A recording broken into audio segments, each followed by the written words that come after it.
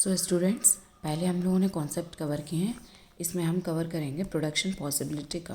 तो जैसे इसका नाम है ना कि हमें जो प्रोडक्शन करना है उसके हमारे पास कितनी पॉसिबिलिटीज़ हैं, उसको कर्व में रिप्रेजेंट करना प्रोडक्शन पॉसिबिलिटी कर्व कहलाया जाता है। ठीक है। तो इसमें लिखा है कि जो सोसाइटी होती है उसको डिसाइड करना होता है कि क्या प्रोड्यूस करना है। ठीक है। और अब लेकिन उसके सामने क्या है, इनफाइनाइट रेंज है पॉसिबिलिटीज़ की, है ना। इनफाइनाइट रेंज है पॉसिबिलिटीज़ की क्योंकि वो कुछ भी प्रोड्यूस कर सकती है। ठीक है। As a choice is to be made between infinite possibilities, economic assumes a very basic economy with only two goods. तो अब क्योंकि यहाँ पे क्या है, इनफाइनाइट रेंज है हमारे पास कि हमारे पास हमें जो भी प्रोड्यूस करना है उसमें हम इमेजिनेशन में अपनी कल्पनाओं से कुछ भी प्रोड्यूस करवा के देख सकते हैं। ठीक है।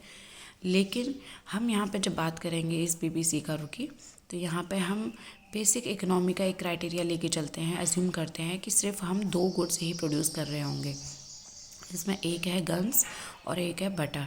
ठीक है। आप यहाँ पर कोई भी दो एग्जाम्पल ऐसे ले सकते हैं जो बिल्कुल इंटरलिंक ना हो। ठीक है। एक दूसरे से कोई रिलेटेड ना हो। तो इकोनॉमिस्ट देखो पहले क्या करते थे, ट्रेडिशनली रिप्रेजेंट करते थे इस रेंज को, चॉइस मतलब ये जो चॉइस की जो रेंज है, ठीक है, क्योंकि मुझे दो ही गुड्स प्रोड्यूस करने हैं और कैसे कैसे करने, तो उसी को हम प्रोडक्शन पॉसिबिलिटी शेड्यूल कह देते। ये इसके सिनोनियम है। सिनोनियम में प्रोडक्शन पॉसिबिलिटी कर्व है, या पीपी बाउंड्री बोल सकते हैं, transformation curve, transformation boundary, transformation frontier, कुछ भी। ठीक है। तो अब इसके अजम्पशंस होते हैं, हम सिर्फ दो ही गुड्स के बीच में प्रोड्यूस करेंगे जो कि किसी से, दोनों ही गुड्स ऐसे होंगे जो किसी से इंटरलिंक नहीं है, एक दूसरी डायरेक्शन का गुड्स है, एक दूसरी डायरेक्शन का गुड्स है। तो यहाँ पे हम अजम्पशंस लेके चलते हैं। अजम्पशंस क्या है कि हमारे पास रिसोर्सेज जो हैं उनकी क्वांटिटी जो है, अमाउंट जो है वो हमारे पास फिक्स है। ठीक है। और लेकिन हाँ ये है कि अगर हम एक गुड्स को बनाने के लिए इस रिसोर्सेज में से जो भी यूज़ करेंगे वही रिसोर्स हम दूसरे गुड्स को भी बनाने के लिए ट्रांसफ़र कर सकते हैं। ठीक है। वही जो सामान है हमारे पास, रिसोर्सेज हैं, वही उसका यूज़ हम दूसरे गुड्स बनाने के लिए भी यूज़ कर सकते हैं। हम इस तरह से मान के चलते हैं कि रिसोर्सेज हमारे पास फिक्स हैं। ठीक। दूसरा होता है कि लिमिटेड रिसोर्सेज हैं और सिर्फ हम उससे दो ही गुड्स प्रोड्यूस कर रहे हैं, सिर्फ दो। ठीक है। तीन नहीं, एक नहीं, कुछ भी नहीं, दो गुड्स। फिर है कि रिसोर्सेज जो हैं वो फुली और एफिशिएंटली यूटिलाइज़ किए गए हैं। यानी जैसे मान लो अगर लैंड है, ठीक है, अगर मैं दोनों गुड्स को ही प्रोड्यूस कर रही हूँ तो एक तरफ पूरा गन्स मैं प्रोड्यूस कर रही हूँ, दूसरी तरफ बटर। यानी जो मेरे पास अवेलेबल रिसोर्स था, लैंड का जो टुकड़ा था, वो मैंने पूरा ही यूज़ किया है, कहीं पे भी वेस्टेज नहीं की है।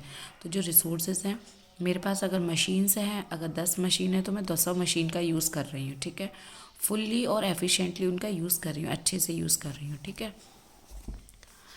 अब क्या है कि रिसोर्सेज जो होते हैं वो इक्वली एफिशिएंट नहीं है। यहाँ पे हमने थर्ड एजम्पशंस के बाद हमने देखा कि इक्वली एफिशिएंट नहीं है। जैसे कि क्या मतलब है कि when resources are transfer from production of one good to another the production decreases. मतलब जो हमारे पास मशीन है हम उनका यूज़ तो कर रहे हैं लेकिन वो इक्वली एफिशिएंट नहीं है दोनों ही प्रोडक्ट को बनाने में। मेरे पास मान लो दो मशीन है और मेरे को प्रोड्यूस करना है वेपन और बटर, तो वो वेपन तो प्रोड्यूस कर सकती हैं, ठीक, वहाँ वो एफिशिएंट हैं, लेकिन वो बटर प्रोड्यूस करने के लिए फुल्ली एफिशिएंट नहीं है। तो वहाँ पे क्या होगा कि एक तरफ तो एफिशिएंसी हमारी अच्छी चल रही होगी एक गुड को प्रोड्यूस करने में, लेकिन दूसरे गुड्स को प्रोड्यूस करने में हम वहाँ पे इक्वली एफिशिएंट अच्छे से काम नहीं कर रहे होंगे, जिससे कि हमारी पहले वाले गुड्स की प्रोडक्टिविटी जो है वो कम हो रही होगी। ये आपको अभी एग्जांपल में समझ में आया। जैसे मैं यहाँ पे थोड़ा सा बता देती हूँ।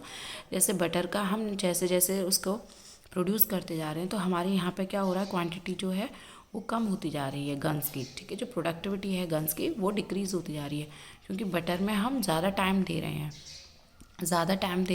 तो इस वजह से गन्स का क्या है, हम बटर के लिए एकदम नए हैं, हमें नहीं पता है कि कैसे बटर को बनाया जाता है, लेकिन गन्स के लिए हम एफिशिएंट थे तो इसीलिए हम इनको ज़्यादा बना पा रहे थे, इसको कम। लेकिन जब हमने बटर की तरफ भी ध्यान दिया और बढ़ाते चले गए अपने प्रोडक्शन को, तो गन्स का जो प्रोडक्शन है, प्रोडक्टिविटी है, वो डिक्रीज़ हो गई।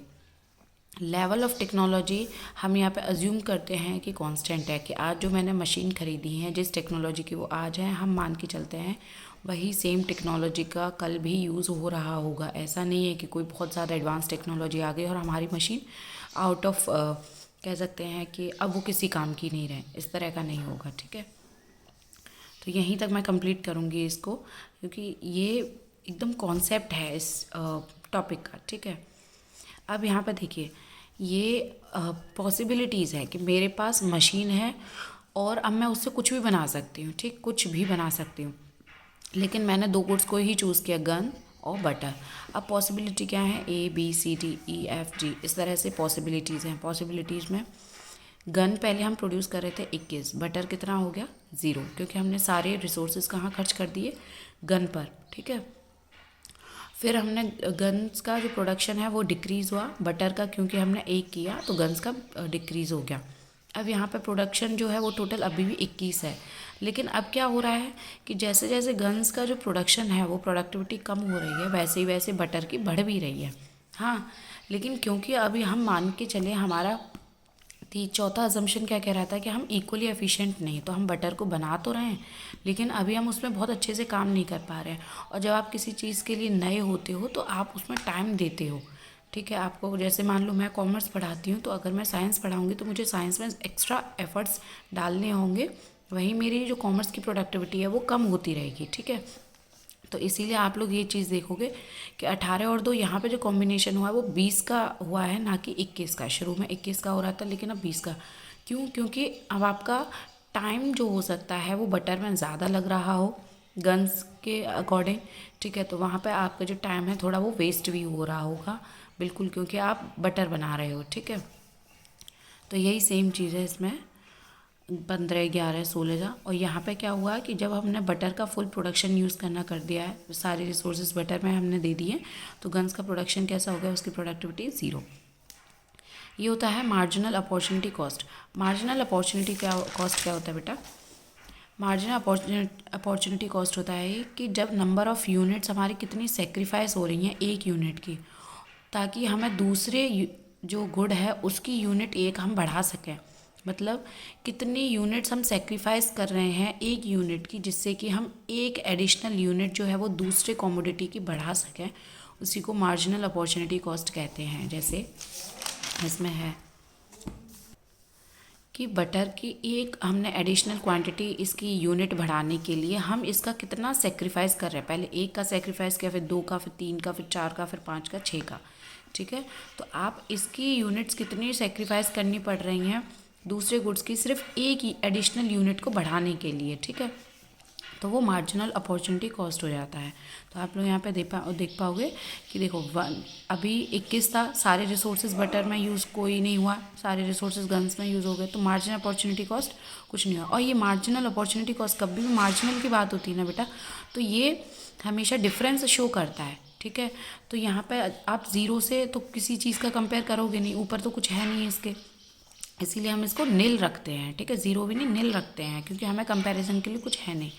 अब यहाँ पे हमारी देखो कितना हुआ प्रोडक्शन, एक यूनिट यहाँ पे बढ़ी है, इसका सेक्रीफाइस कितना हुआ, 1 का। तो 1 का हम 1 में डिवाइड करेंगे, 1 का 1 में डिवाइड करेंगे तो 1 आ जाएगा। ठीक है, यहाँ पे अब हमने कितनी मतलब कम हुआ सेक्रीफाइस यूनिट्स का, 2 का, लेकिन यहाँ पे कितना प्रोड्यूस हुआ है, एक एडिशनल यूनिट चाहिए हमें, तो 2 का जब हम 1 में डिवाइड करेंगे तो ये 2 आएगा। ऐसे ही 3 का 1 में करेंगे, 3, 4, 5, 6, इस तरह से ये मार्जिनल अपॉर्चुनिटी कॉस्ट निकल आएगी। अच्छा, मार्जिनल रेट ऑफ ट्रांसफॉर्मेशन है। मार्जिनल रेट ऑफ ट्रांसफॉर्मेशन क्या था, रेशियो।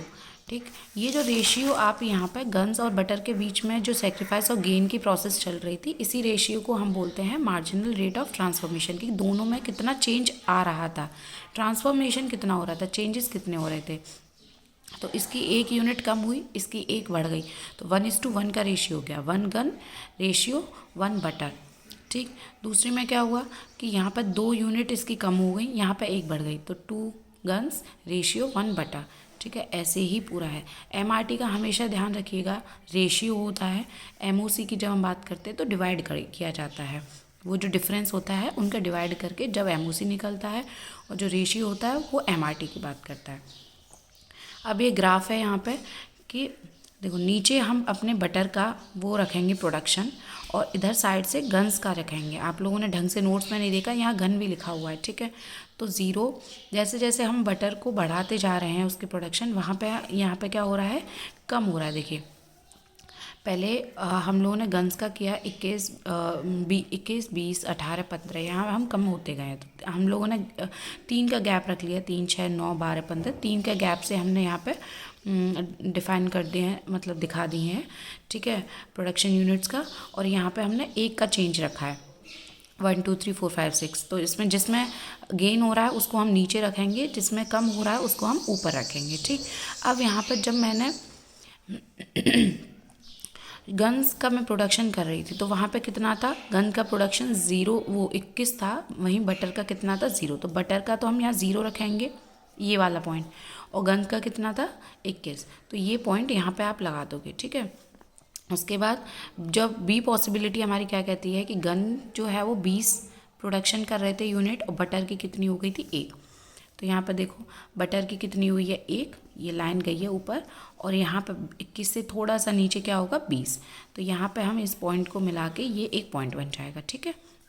सेम आपको इस तरह से करना है दोनों को। यहाँ हम गन्स की प्रोडक्टिविटी दिखा रहे हैं कैसे कैसे कम होती जा रही है, यहाँ बटर को कैसे कैसे बढ़ता जा रहा है। इसीलिए इसका शेप बेटा ना कॉन्केव होता है, इसका कॉन्केव इस तरह से शेप होता है, क्योंकि एक तरफ आप अपना सेक्रीफाइस कर रहे हो एक प्रोडक्शन में, और दूसरी तरफ आप गेन कर रहे हो, ठीक है।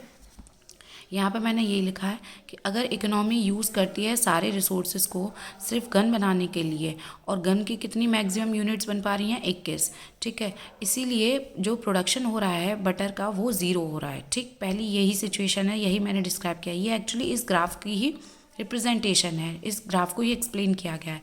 दूसरे में क्या है, जैसे जैसे प्रोडक्शन बटर का बढ़ता जा रहा है, ठीक, जैसे जैसे बढ़ता जा रहा है, गन का जो प्रोडक्शन है वो डिक्रीज़ हो रहा है, क्योंकि हमारा एजम्पशन क्या कहता है कि हम बटर बनाने में बहुत अच्छे अभी नहीं हैं, हम ट्राई कर रहे हैं, ठीक है।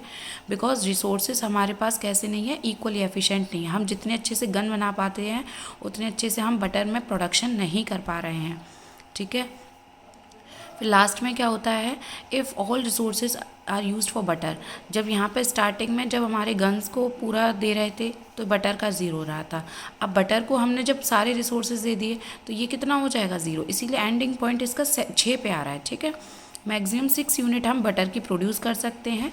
तो ये ग्राफ बेटा कैसा हो गया, कॉनकेव। आप लोग इतना पढ़ लीजिएगा। इसके बाद इसमें छोटे छोटे टॉपिक्स हैं, ये मैंने आपको बता ही दिए हैं। ये शिफ्ट क्या है, रोटेशन क्या है, ठीक है। ये कर्व क्या कहता है, अनअटेनेबल, अटेनेबल, ठीक है। और स्ट्रेट लाइन भी हो सकता है, कॉन्वेक्स भी हुआ है। ये मैं आपको नेक्स्ट वीडियो में बता दूँगी, आप लोगों के लिए लेंथी तो भी नहीं होगा, ठीक है। तो अच्छे से पढ़ाई कीजिए।